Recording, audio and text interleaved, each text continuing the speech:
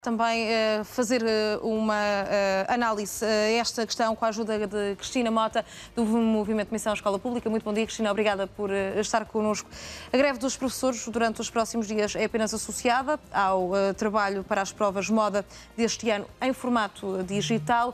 Pergunto-lhe, antes de mais, se o Governo tentou dar mesmo um passo maior que a perna ou se estão simplesmente descontentes os professores com esta sobrecarga de trabalho. Bom dia, Madalena, agradeço o convite.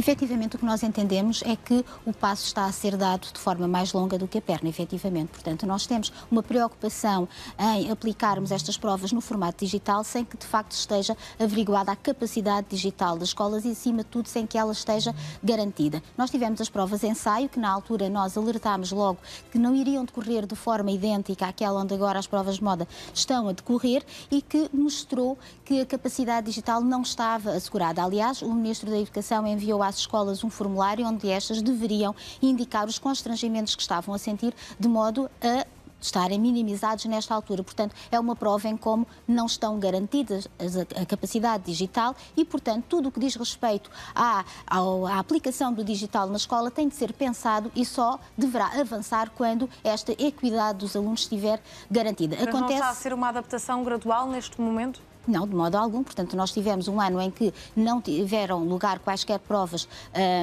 no formato digital para a avaliação e passámos a ter, por exemplo, agora ao 9º ano, já com as provas finais de ciclo no formato digital, com os constrangimentos que quer as provas em ensaio, quer estas também irão mostrar, porque nós temos esses relatos, temos relatos de alunos que não têm neste momento os kits digitais e mesmo, portanto, em termos da rede nas escolas também não está a dar resposta. Acima de tudo, as greves que neste momento estão a ter lugar, tanto do STOP como da FENPROF, dizem respeito ao trabalho associado às provas moda, portanto, quer ao secretariado que tem de acompanhar estas provas, quer aos professores vigilantes, quer à correção, todo esse serviço. Certamente, o que esteve por detrás desta convocação de greve é justamente o sobretrabalho a que os professores vão estar sujeitos perante provas que nós sabemos que os alunos não levarão a sério enquanto não tiveram um impacto na sua avaliação. Ora, efetivamente, este Governo apenas colocou em prática a portaria que o anterior já tinha no que diz respeito à reformulação das provas, portanto, de avaliação externa e deveria ter sido mais corajoso, mais ambicioso. Enquanto assim não for,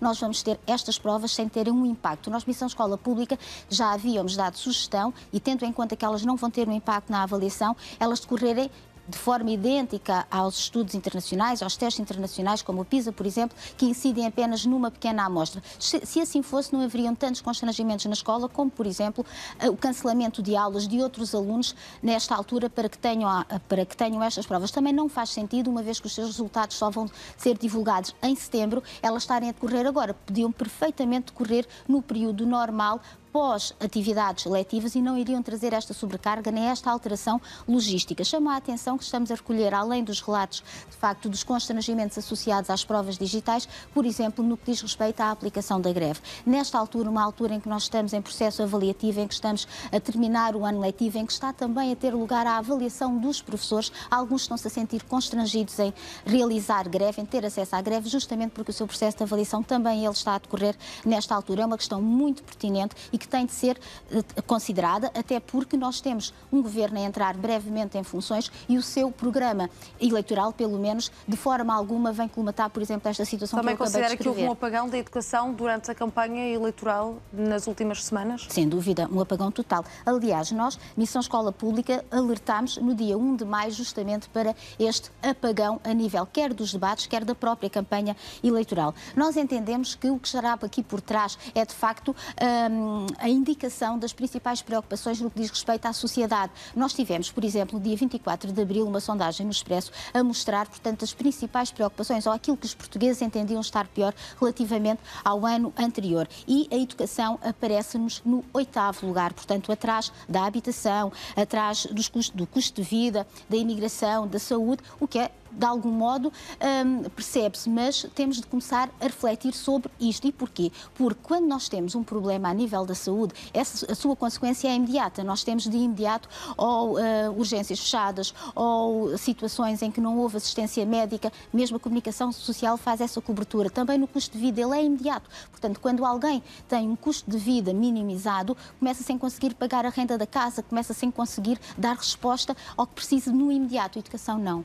As consequências da educação só vão ser sentidas a longo prazo. E é preciso nós termos também uma sociedade instruída, termos uma sociedade que, além de certificada, consegue ter um espírito crítico, consegue analisar o que de facto está a acontecer para conseguir fazer essa avaliação em termos da educação. Não é apenas uma escola aberta que garante existir a qualidade na educação. Desde que nós deixámos de ter os professores na rua a mostrar o seu descontentamento através de greves ou então através das manifestações, tendo, por enquanto, as escolas abertas, nós temos de facto quer a sociedade, quer os governos, quer os outros partidos, até mesmo da oposição, sem referirem à educação. E temos aqui um grave problema. Do descontentamento dos professores, perguntar-lhe também como é que será o futuro, o que é que espera que este governo da AD venha implementar no que diz respeito à reposição do tempo de serviço. Ora, nós estamos, de facto, muito preocupados. A principal preocupação deve-se por termos, neste momento, um governo que vai ter o principal partido idêntico, portanto, a AD vai continuar a governar e começou a governar há um ano com um determinado programa, onde, por exemplo, estava prevista a revisão do Estatuto da Carreira Docente e que foi, entretanto, interrompida, ainda que muito lentamente, com sucessivos adiamentos,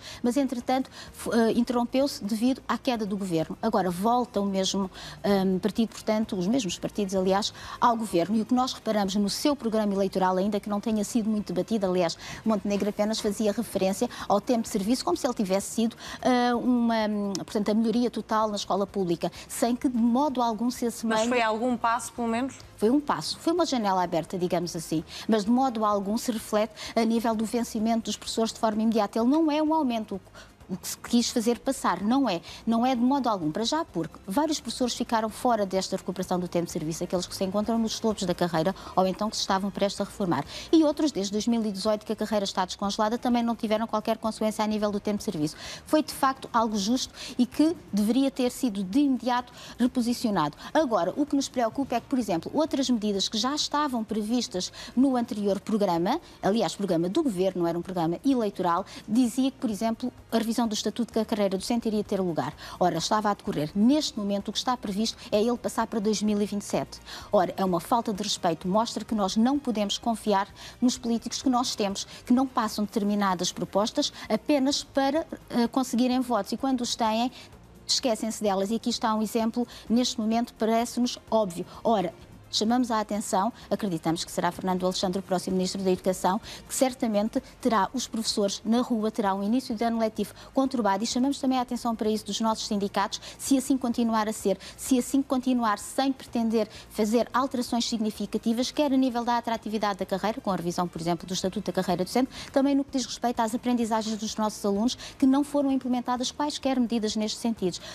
Continuamos a ter o Estatuto da Carreira, aliás, o Estatuto do Aluno sem qualquer revisão e não estamos a ver o que estava também anunciado no que diz respeito à revisão dos currículos ao nível de exigência que terá de ter lugar para nós conseguirmos ter efetivamente uma escola pública de qualidade que faça com que a nossa sociedade consiga ter um espírito crítico e consiga analisar os problemas que tem pela frente e neste momento nós temos uma conjuntura que a isso obriga sem termos de facto uma escola de qualidade. Cristina Mota, e aproxima-se agora precisamente o fim do ano letivo, iremos ter mais oportunidades para comentar o impacto que estas greves também terão na avaliação dos professores e também dos alunos. Muito obrigada pela disponibilidade e boa semana.